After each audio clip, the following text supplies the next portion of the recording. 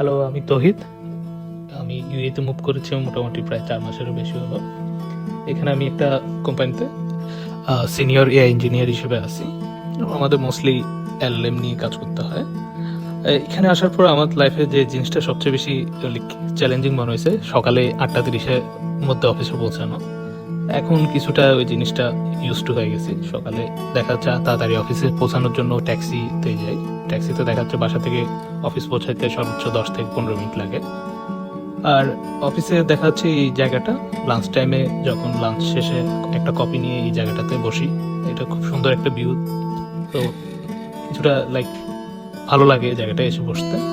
আর office শেষে দেখা যাচ্ছে যে নরমালি বাসে আসা হয়। ব্যাক করা হয় বাসায় বাসে। সকালে দেখা যাচ্ছে যে একটু তাড়াহুড়া থাকে ওই কারণে ট্যাক্সি নেওয়া হয়। বিকালে দেখা যাচ্ছে একটু স্লোলি আস্তে ধীরে বাসে আসা হয়। বাসে দেখা যাচ্ছে আসতে গেলে ৩০ থেকে ৪০ মিনিট লাগে।